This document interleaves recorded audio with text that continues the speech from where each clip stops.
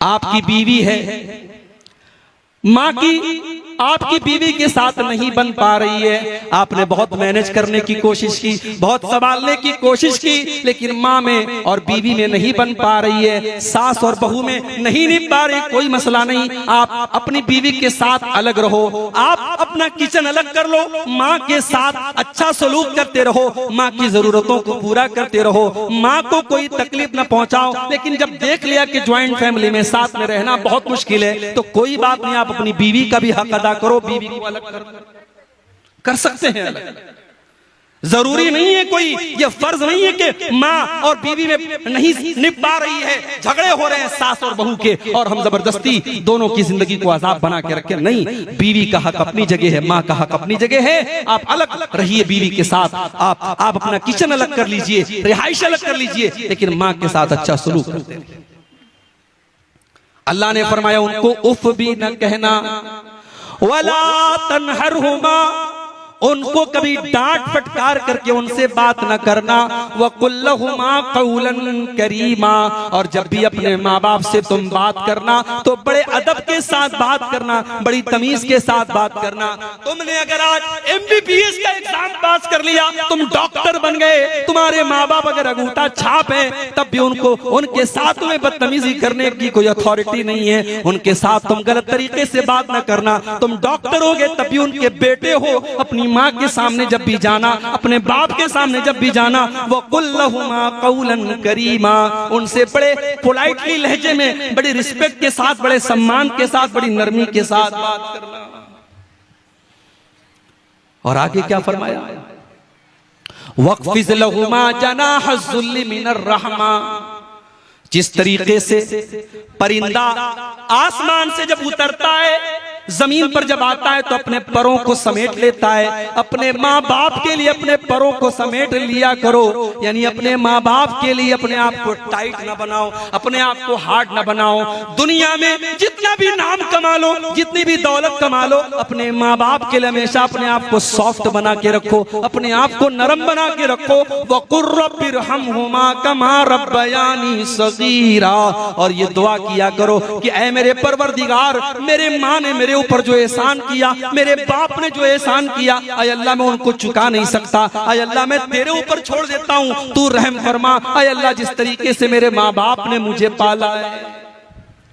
मगर आज का नौजवान तो माशाअल्लाह मोबाइल चलाने में एक्सपर्ट है, मोबाइल चलाने में एक्सपर्ट है, लेकिन अपनी माँ और बाप के मरने के बाद इस काबिल भी नहीं है कि जनाजे की नमाज खड़े होकर के अपने माँ बाप की जनाजे की नमाज पढ़ सके। अरे ऐसी औलाद से तो बे औलाद बेहतर है। अगर बाप मर गया और माँ मर गई और औलाद अगर इस काबिल भी नहीं है कि अपने माँ बाप की जनाजे की नमाज खड़ी होकर के पढ़ सके, तो ऐसी औलाद किस काम की? कम से कम इस लायक बनो कि कल माँ दुनिया से चली जाए, कल बाप दुनिया से चला जाए, तो खड़े होकर के जनाजे की नमाज में अपने बाप के लिए, अपनी माँ के लिए मग़फ़िरत की दुआ कर सके। और मेरे भाइयों, ये मदरसे, ये छोटे छोटे मदरसे हैं ना, इनको हकीकत, ये मदरसे बंद हो गए तो आपके बच्चों को जो छोटी छोटी जो दुआएं आती हैं, ये दुआएं भी कोई सिखाने वाला नहीं होगा। कम से कम इसी बहाने आपके बच्चे ठीक है, मदरसे के बाद आगे की तालीम नहीं हासिल कर सके, स्कूल में चले गए, कॉलेज में चले गए, लेकिन अगर उनकी बुनियाद मजबूत है, उन्होंने प्राइमरी तक और उसके बाद तो 4 दर्जे अगर इन मदरसों में पढ़ा होगा आपके लड़कों ने, आपकी लड़कियों ने, आपकी बच्चियों ने, तो इंशाअल्लाह वो इस लायक तो रहेंगे कि जब जिंदगी में हाथ उठाएंगे तो अपने माँ बाप के लिए मग़फ़िरत की दुआ कर सकेंगे। और एक बात बोलूं, माँ बाप के लिए मग़फ़िरत की दुआ करना ये भी बड़े नसीब की बात है, सबको नसीब नहीं होता है। ये इब्राहीम अलैहिस्सलाम इतने बड़े नबी हैं, उनका बाप मुशरिक था, उनका बाप आज़र मुशरिक था, और इब्राहीम अलैहिस्सलाम अपने बाप से वादा करते हैं कि अब्बा जान, मैं आपके लिए अल्लाह से माफी मांगूंगा, मैं अल्लाह से मग़फ़िरत की दुआ करूंगा, लेकिन अल्लाह ने मना कर दिया। अल्लाह ने कहा नहीं, ऐ इब्राहीम, तुम्हारा बाप मुशरिक है और मुशरिक के लिए मग़फ़िरत की दुआ नहीं की जा सकती। इब्राहीम अलैहिस्सलाम चाह करके भी अपने बाप के लिए मग़फ़िरत की दुआ नहीं कर सके। हमारे प्यारे नबी, अल्लाह के आखिरी नबी अपनी माँ के लिए मगफरत की दुआ करना चाहते थे। आपने अल्लाह से इजाजत मांगी, अल्लाह ने इजाजत नहीं दी। फिर आपने इजाजत मांगी, अय अल्लाह मैं अपनी माँ की कब्र पर जाना चाहता हूँ। अल्लाह ने इजाजत दी, आप अपनी माँ की कब्र पे गए। 6 साल की उम्र में माँ को खोया था आपने, माँ का प्यार याद किया, माँ की ममता याद की, आपकी आंखें भर आईं, आपकी आंखों से आंसू बहने लगे। लेकिन आप इतने मजबूर थे, आप अपनी माँ के लिए मगफरत की दुआ नहीं कर पाए। मेरे भाइयों, अगर आज अल्लाह ने हमारे माँ बाप को मुसलमान बनाया है, हमारे माँ बाप को तौहीद वाला बनाया है, हम बहुत बड़े खुश नसीब हैं। हम अपनी माँ के मरने के बाद, अपने बाप के मरने के बाद कम से कम अपने माँ बाप के लिए मगफरत की दुआ तो कर सकते हैं। अपने माँ बाप के लिए अल्लाह ताला से माफी तो मांग सकते हैं। अगर माँ मुशरिक हो या बाप मुशरिक हो तो उनके लिए मगफरत की दुआ करना भी जायज नहीं है। तो ये छोटी सी दुआ है, याद कर लो, रब्बिरहमहुमा कमा रब्बयानी सगीरा। जब भी दुआ के लिए हाथ उठाया करो, ये दुआ जरूर मांगा करो, ऐ अल्लाह मेरे माँ बाप पर रहम फरमा, जिस तरीके से बचपन में उन्होंने मुझे पाला। 2 चीजें हो गई, अब तीसरी चीज। अच्छा, तीसरी चीज बयान करने के पहले अल्लाह ताला ने बीच में एक और बात बयान। कभी कभी ऐसा भी होता है कि हम अपने माँ बाप के साथ अच्छा सलूक करते हैं, मगर माँ हमसे खुश नहीं रहती, बाप हमसे खुश नहीं रहता। हमारा दिल साफ है, हम खुश रखने की कोशिश कर रहे हैं, लेकिन माँ नहीं खुश रह रही है, बाप नहीं खुश। उस सूरत में क्या किया जाए? अल्लाह ने इस सवाल का भी जवाब दे दिया। रब्बुकुम आलमु बिमा फी नुफूसिकुम इन तकूनु सालिहीना फइन्नहु काना लिल अव्वाबीना गफूरा। ऐ मेरे बंदो, अगर तुम्हारा दिल साफ है, अगर तुम्हारी नीयत साफ है, अगर तुम अपने माँ बाप को खुश करना चाहते हो, तुम्हारे दिल में कोई चोर नहीं है, तुम्हारे दिल में कोई खोट नहीं है, तो कोई बात नहीं, अल्लाह ताला तुमको माफ कर देगा। अगर माँ तुमसे खुश नहीं हो पा रही है, बाप तुमसे खुश नहीं हो पा रहा है, तुम अपनी तरफ से भरपूर कोशिश कर रहे हो, तो कोई बात नहीं, तुम अल्लाह ताला से माफी मांग लो, अल्लाह माफ कर देगा, उसमें तुम्हारी कोई खता नहीं है। उसके बाद तीसरा हुक्म, व आतिज़ल कुर्बा हक़्क़हु वल मिस्कीन वब्न सबील। अपने रिश्तेदारों को उनका हक दिया करो, और गरीबों को उनका हक दिया करो, और मुसाफिरों को उनका हक दिया करो। पहले रिश्तेदार का जिक्र किया, रिश्तेदार का जिक्र किया। भाई साहब, आप बड़े दान पुण्य करने वाले हैं, मदरसे में आपने 1 लाख रुपया चंदा दे दिया, आपका सगा भाई बीमारी में मुब्तला हो गया, कैंसर जैसी बीमारी में मुब्तला हो गया, हॉस्पिटल में लाखों का खर्च है, बैंक से लोन लेकर के वो बेचारा इलाज करवा रहा है, और आपको अल्लाह ने करोड़ों नवाजा है, आप अपने भाई की मदद नहीं कर पाए। ऐसी दौलत किस काम की? आपने मदरसों में, मस्जिदों में और गरीबों को बहुत दिया। अगर आपका अपना रिश्तेदार, आपका भाई, आपका भतीजा, आपका कोई करीबी रिश्तेदार है और वो अगर जरूरतमंद है, तो वो सबसे ज्यादा हकदार है आपकी ज़कात का, आपके सदका खैरात का, आपके दान का। अल्लाह के नबी फरमाते हैं, अस्सदक़तु अला ज़िर्रहिम सिंतान सदक़तुन व सिलतुन। अगर अपने रिश्तेदार को ज़कात दोगे, अपने रिश्तेदार को सदका दोगे, तो डबल सवाब मिलेगा, ज़कात का भी सवाब मिलेगा, सदका का भी सवाब मिलेगा, और रिश्तेदार के साथ रिश्ता जोड़ने का भी सवाब मिलेगा। आपके माल में रिश्तेदार का भी हक है मेरे भाई। इसलिए जब मदद करो तो रिश्तेदारों को खास तौर से तरजीह दो कि आपके रिश्तेदारों में कौन जरूरतमंद है। उसके बाद फरमाया वल मसाकीन, और गरीबों की मदद करो, वब्न सबील, और जो मुसाफिर बन करके तुम्हारे घर पे आया है, मेहमान बन के घर पे आया है, उस मेहमान की इज्जत करो, उस मुसाफिर को अगर मदद की जरूरत है उसकी मदद करो। यहां तक कि अगर कोई मुसाफिर आया है, जरूरतमंद है, तो आप ज़कात की रकम में से भी उसकी मदद कर सकते हैं। अल्लाह ने ज़कात के फंड्स में से भी मुसाफिर का जिक्र किया है। अगर कोई मुसाफिर है, सफर में बेचारा लुट गया, पिट गया, तो उसकी मदद आप ज़कात की रकम से भी दे सकते हैं। तो ये तीसरा हुक्म अल्लाह ने दिया कि रिश्तेदार को दो, गरीबों को दो, और मिस्कीनों को। चौथा हुक्म वला तुबज़िर तबज़ीरा। और ऐ मेरे बंदो, तुम फजूल खर्ची न करना, तुम नाजायज जगहों पर पैसे खर्च न करना, हराम जगहों पर अपना माल खर्च न करना। यहां अल्लाह ने क्या लफ्ज इस्तेमाल किया? तबजीर। आप लोग खेती करने वाले किसान लोग हैं, आप बड़ा अच्छे तरीके से समझेंगे इसको। तब्जीर का लफ्ज बना है बज्र से, और बज्र कहते हैं बीज को। अगर आपने बीज को खेत में सही जगह डाला है तभी खेती होगी, वरना खेती नहीं होगी। अल्लाह ने माल को बीज करार दिया है। माल कोई वेस्ट चीज नहीं है, आप अपने माल को बर्बाद नहीं कर सकते, माल को सही जगह इस्तेमाल करो। इसीलिए उलमा कहते हैं कि अगर आप फजूल खर्ची करते हैं, मिसाल के तौर पर आपकी ताकत 1000 रुपए का कपड़ा पहनने की है, लेकिन आप 2000 का कपड़ा पहन रहे हैं। आपकी ताकत 1000 रुपए का खाना खाने की है, लेकिन आप 2000 का खाना खा रहे हैं, तो ये फजूल खर्ची है, ये इसराफ है।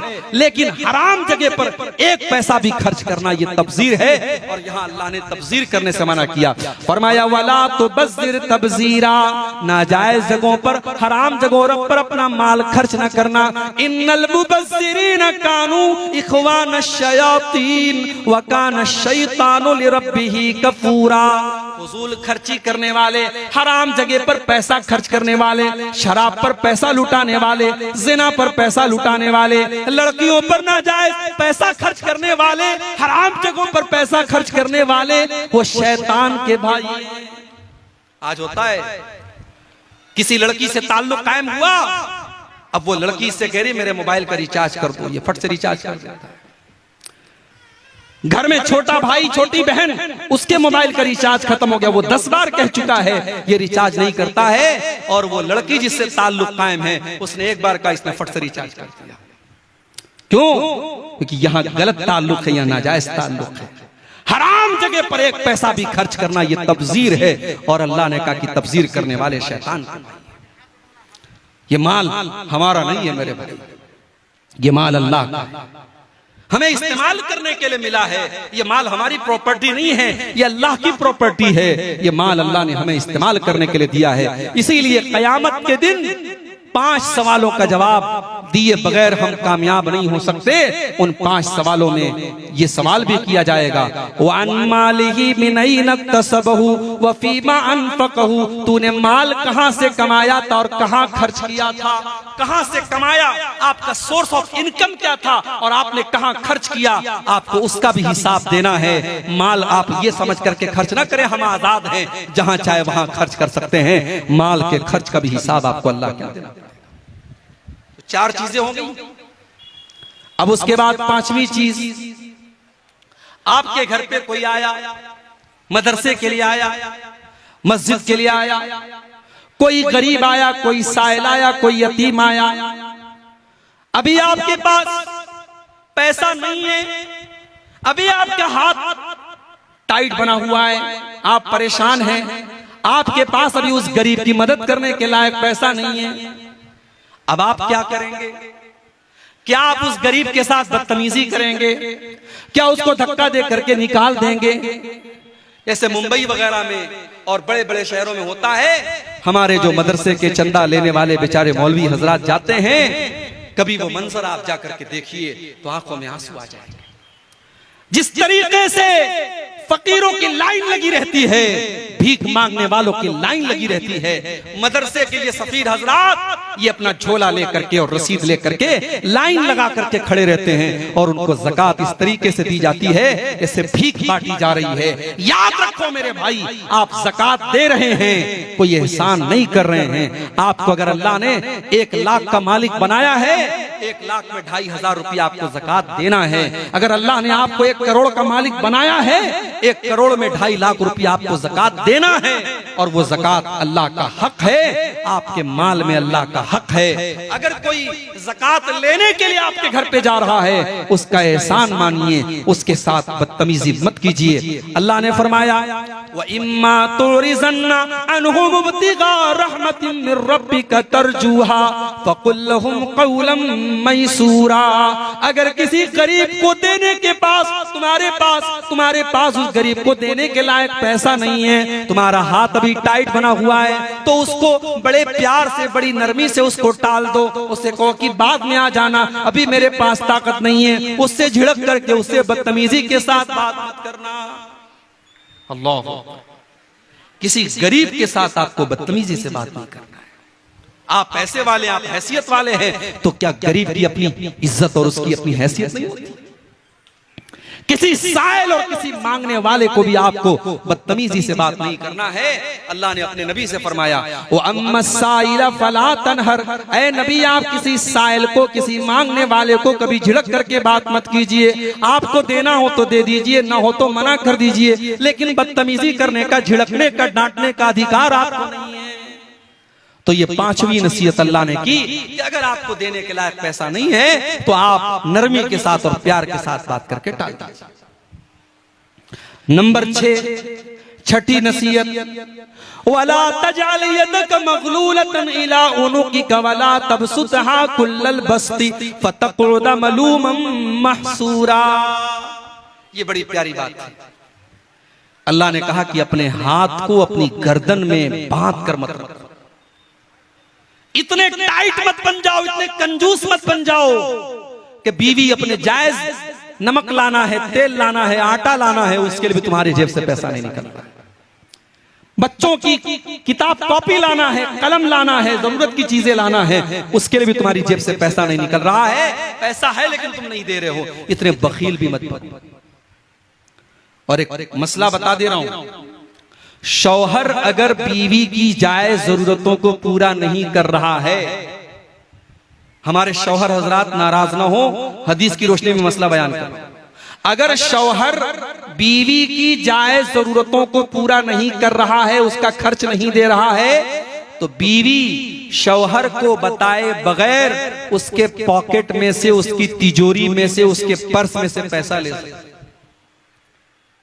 बीवी चुरा सकती है बीवी शौहर का पैसा, कब? जब शौहर बीवी का जरूरी खर्च पूरा नहीं कर रहा है, शौहर के पास पैसा है फिर भी खर्च नहीं कर रहा है, तो बीवी बगैर बताए ले सकती है। अब कल से ऐसा ना हो कि साहब आपके पर्स में से 500-500 के नोट गायब होने लगे और आप बीवी से पूछे तो कि अब्दुल गफ्फार साहब ने मसला बता दिया है, मैंने ले लिया है। ये गलत तरीका नहीं अपनाना है। मैंने कह दिया जहां जरूरत है वहां ले सकती है। हजरत अबू सुफियान रज़ी अल्लाह तआला अन्हु की बीवी अल्लाह के नबी के पास आती हैं और कहती है, अल्लाह के नबी मेरे शौहर बहुत कंजूस हैं, बखील हैं, हमारी जायज जरूरतों के लिए भी पैसा नहीं देते हैं, क्या मैं उनकी इजाजत के बगैर उनसे पैसा ले सकती हूँ? अल्लाह के नबी ने कहा हाँ ले सकती हो। तो बीवी शौहर अगर कंजूस और बखील है, बास शौहर बेचारे बड़े कंजूस होते हैं, अल्लाह ताला हिफाजत करे, और वो अपने बच्चों की जायज जरूरतों को भी पूरा नहीं करते हैं, तो ऐसी कंजूस शौहरों की बीवियां उनकी तिजोरी में से पैसा बगैर बताए ले सकती हैं। अल्लाह ने कहा कंजूस भी मत बनो, वला तबसुतहा कुल्लल बस्ती फतक़उद मलूमन महसूरा, और अपने हाथों को इतना फैला भी न देना कि बाद में तुमको मोहताज हो जाना पड़े। अपनी चादर के बराबर तुम अपना पैर फैलाना, उससे ज्यादा तुम फैलाओगे तो तुम्हारी चादर खुल जाएगी, तुम बेआबरू हो जाओगे, बेइज्जत हो जाओगे। अपनी लिमिट से ज्यादा खर्च ना करना। एक मसला अक्सर पूछा जाता है, मौलवी साहब क्रेडिट कार्ड इस्तेमाल करना कैसा है? आजकल क्रेडिट कार्ड पर बड़े ऑफर भी आते हैं। आजकल मोबाइल जैसे फ्लिपकार्ट पे, अमेजॉन पे अगर आपको मोबाइल लेना है, अगर आप कैश में मोबाइल लेंगे 25,000 का मिलेगा, क्रेडिट कार्ड के जरिए लेंगे पता लगा साहब 2,000 की छूट चल रही है, 3,000 की छूट चल रही है, और क्रेडिट कार्ड फ्री में बन भी जाता है। बन तो जाता है फ्री में, और कुछ क्रेडिट कार्ड ऐसे भी होते हैं कि उसमें कोई इंटरेस्ट भी नहीं लगता है। चलो वहां तक तो ठीक है, मगर होता क्या है, अब क्रेडिट कार्ड आपको मिल गया, क्रेडिट कार्ड पे आपको लिमिट मिल गई 1 लाख रुपए की, अभी आपके अकाउंट में सिर्फ 10,000 रुपया है, लेकिन आपको क्या लग रहा है कि मैं 1 लाख का मालिक बन गया। अब आप धीरे धीरे शॉपिंग कर रहे हैं, ऑनलाइन चीजें देख रहे हैं, बीवी ने कहा ये भी ले लो, आपने ये भी ले लिया, बच्चे ने कहा ये भी ले लो, आपने ये ले, आपने 1 लाख रुपए तक का सामान ले लिया। अब क्रेडिट कार्ड का बिल आया, उसमें लिखा है साहब अक्टूबर में आपने 1 लाख का सामान खरीदा है, नवंबर की 30 तारीख तक अगर आपने पे नहीं किया तो आपको डेली 200 रुपया पेनाल्टी लगेगी। मैं 200 मिसाल के तौर पे कह रहा हूं, ज्यादा भी लग सकती है। अब ये जो पेनाल्टी लग रही है, एक तो ये हराम है, ये ब्याज है, सूद है, और दूसरे ये है कि आपने अपनी लिमिट से ज्यादा खर्च किया। इसीलिए कभी लोन लेना, लोग ये भी सवाल करते हैं कि लोन लेकर के कारोबार करना कैसा है। बास लोगों ने रास्ता निकाला कि साहब हिंदुस्तान है, यहां अगर हम लोन नहीं लेंगे बैंक से तो कैसे तरक्की करेंगे, कैसे हम बिजनेस करेंगे। कोई जरूरत नहीं। मैं कहता हूं ऐसी तरक्की हमें नहीं करना है जिसके लिए हमें गलत रास्ता अपनाना पड़े। आज हमारी कौम में करोड़पति और अरबपति लोग मौजूद हैं। अगर चाहें तो आपस में ऐसी कोई सोसाइटी बना लें, ऐसा कोई कोऑपरेटिव सिस्टम बना लें कि बगैर ब्याज के जरूरतमंद लोगों को कर्जा दें, मगर वो हो नहीं सकता, वो पॉसिबल नहीं है। हमारी कौम के हालात हम सबको अच्छी तरीके से मालूम है। अब बैंक में जाकर के बगैर किसी मजबूरी के जो एक इंसान अपने शौक को पूरा करने के लिए और मजबूरी का नाम लगा करके जो लोन ले रहा है, माफ कीजिए, ये लोन मेरे भाइयों सही नहीं है। अल्लाह ने उसूल बता दिया कि आप अपने हाथों को गर्दन से बांध कर भी मत रखिए और अपने हाथों को फैला करके भी मत रखिए। बखील और कंजूस भी मत बनिए और अपनी लिमिट से ज्यादा आप सखावत भी मत कीजिए। और उलमा ने लिखा है कि अगर इन दो चीजों को आदमी अपना ले तो कभी इंसान परेशान नहीं होगा, कभी कर्जे की नौबत नहीं आएगी। कर्जे की नौबत तभी आती है जब इंसान अपनी लिमिट से ज्यादा खर्च करता है। तो ये दो चीजों को आप अपना लीजिए। ये 5 चीजें। नंबर 6, अच्छा 5वीं चीज को बयान करने के बाद अल्लाह ने एक और बात बयान की, इन्ना रब्बका यबसुतुर रिज़्क़ लिमन यशाउ व यक़दिर इन्नहु कान बिइबादिही खबीरम बसीरा। ऐ दौलत वालों, कहीं तुम्हारे दिल में ये एहसास न पैदा हो जाए कि मेरे पास दौलत है इसलिए मैं बहुत अच्छा हूं, और किसी गरीब को ये न लगे कि मेरे पास दौलत नहीं है इसलिए अल्लाह मुझसे नाराज हो गया है। नहीं, कभी कभी अल्लाह काफिरों को भी दौलत देता है, अल्लाह मुशरिकों को भी दौलत देता है, अल्लाह शराबियों को भी दौलत देता है, अल्लाह ज़ानियों को भी दौलत देता है। इन्ना रब्बका यबसुतुर रिज़्क़ लिमन यशाउ व यक़दिर, अल्लाह जिसको चाहता है रोजी खोल करके देता है और जिसको चाहता है रोजी तंग कर देता है। अल्लाह की रोजी का निजाम उसके हाथ में है। आप जरूरी नहीं है कि आप अल्लाह को नाराज करें तो आपको रोजी न मिले, और जरूरी नहीं है कि आप बहुत मुत्तकी और परहेजगार है तो आपको रोजी मिले। रोजी का सिस्टम अलग है। अल्लाह ने कारून को भी दौलत दी थी, अल्लाह ने फिरौन को भी दौलत दी थी। तो दौलत का निजाम अल्लाह ने अपने हाथ में रखा है। उसकी वजह से कोई ये ना समझे कि दौलत वाले से अल्लाह बहुत खुश है और गरीब से अल्लाह नाराज है, ऐसा नहीं। तो 5 चीजें हो गई। नंबर 6, वला तक़तुलू औलादकुम खशियत इमलाक, और ऐ ईमान वालों, अपने बच्चों को तुम कत्ल न करना फाका कशी के डर से। अपने पेट के लिए अपने बच्चों को कत्ल न करना। नहनु नर्ज़ुकुहुम व इय्याकुम, तुम्हारे बच्चों को भी रोजी हम देते हैं और तुमको भी रोजी हम ही देते हैं। इन्न क़त्लहुम कान ख़ितअन कबीरा, औलाद को कत्ल करना बहुत बड़ा गुनाह है। उस जमाने में लड़कियां पैदा होती थी तो लड़कियों का बाप अपने हाथ से अपनी बेटी का गला दबा करके उसको कब्र में दफन कर देता था।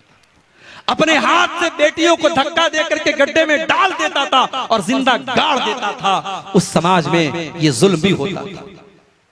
कुरान में अल्लाह बयान करता है, व इज़ा बुश्शिरा अहदुहुम बिल उन्सा ज़ल्ल वजहुहु मुस्वद्दन व हुवा कज़ीम। जब किसी बाप के घर में लड़की पैदा होती थी तो लड़की के बाप का चेहरा काला पड़ जाता था। यतवारा मिनल कौमी मिन सूई मा बुश्शिरा बिही, वो बेचारा अपना चेहरा अपनी कौम को दिखाता नहीं था। अयुमसिकुहु अला हुनिन अम यदुस्सुहु बित्तुराब, उसके सामने 2 रास्ता होता था। अगर बेटी को पालेगा तो समाज में जलील होना पड़ेगा, और दूसरा रास्ता ये कि अपने हाथों से अपनी बेटी को जमीन के अंदर दफन कर दे, गाड़ दे। बेटियों को गाड़ दिया जाता था। ओ मेरी प्यारी माओ बहनों, आज तुम सवाल करती हो कि इस्लाम ने हमको क्या दिया है, और मैं तुमको बताता हूँ इस्लाम ने तुमको जीने का अधिकार दिया है। 1400 साल पहले अरब की धरती पर और मक्के की धरती पर लड़कियों को पैदा होने के बाद मार दिया जाता था। मेरे नबी दुनिया में आए, आपने इस रिवाज को खत्म किया। आपने दुनिया वालों को बताया बेटी कलंक नहीं है, बेटी पाप नहीं है, बेटी बोझ नहीं है, बेटी तो रहमत बन करके आती है। आपने बेटी को कत्ल करने वाले बाप से कहा वइज़ल मौऊदतु सुइलत बिअय्यि ज़म्बिन क़ुतिलत। ऐ बेटियों के कातिलों, ऐ बेटियों को कत्ल करने वालों, कल क़यामत के दिन अल्लाह की बारगाह में तुमको हिसाब देना पड़ेगा। तुमने बेटी को क्यों मारा, तुमने बेटी को क्यों कत्ल किया, तुम्हें अल्लाह के हिसाब देना पड़ेगा।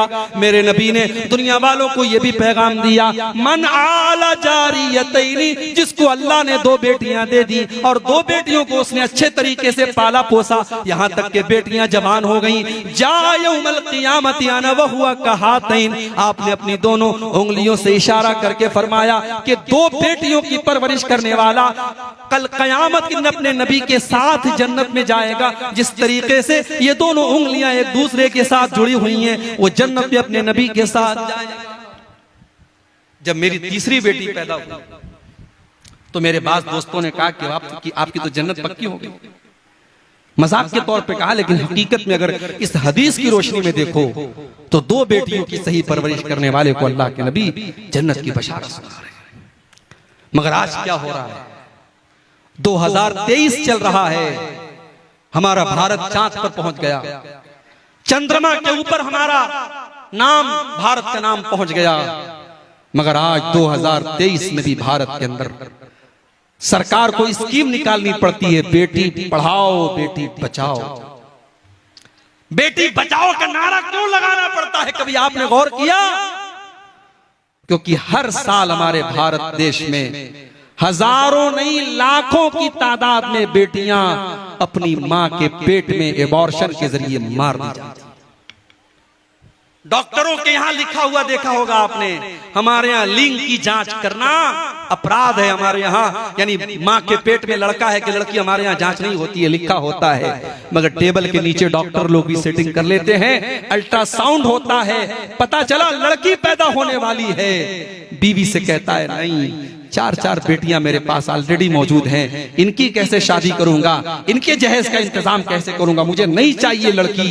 और डॉक्टर से कहता है इसका एबॉर्शन कर दो, और मां के पेट में वो लड़की मार दी जाती है। और बेदर्दी और बेरहमी इस कदर होती है मेरे भाइयों, अगर आप एबॉर्शन का वीडियो जाकर के यूट्यूब पर देख लें तो शायद आपकी आंखों से आंसू आ जाएं। उस गरीब बच्ची को, उस मासूम बच्ची को, उसका क्या कसूर था मेरे भाई, उसको बोटी बोटी बनाकर और कीमा कीमा बनाकर उसको मां के पेट में मार दिया जाता है।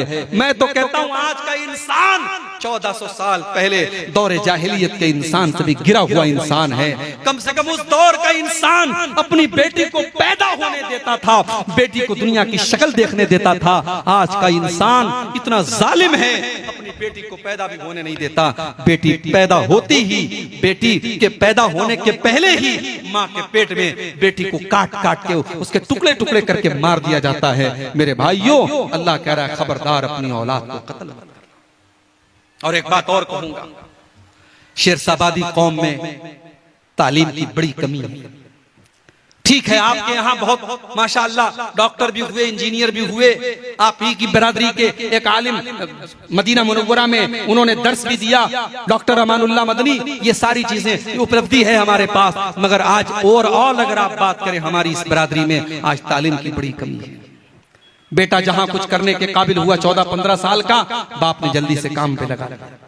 बेटा पढ़ने में तेज था, उसके अंदर टैलेंट कूट कूट करके भरा था, वो डॉक्टर बन सकता था, वो इंजीनियर बन सकता था, वो वकील बन सकता था। मगर बाप ने ये सोचा नहीं, बेटा बड़ा हो गया, अब कमा के लाए, पहले हमें कुछ आसानी आ जाए। बाप ने बेटे की पढ़ाई छुड़ा दी और बेटे को अपने साथ काम पे लगा दिया। माफ करना मेरे भाइयों, औलाद को कत्ल करने का मतलब यही नहीं है कि उसके गले पे छुरी चला दी जाए। औलाद को कत्ल करने का मतलब ये भी है कि उसको पढ़ाई और एजुकेशन और शिक्षा के अधिकार से महरूम कर दिया जाए। अगर आपका बच्चा और आपकी बच्ची पढ़ाई में तेज है और पढ़ने में वो इंटरेस्ट रखता है और आप अपने फायदे के लिए उसकी पढ़ाई छुड़ा रहे हैं, तो ये भी औलाद को कत्ल करना है।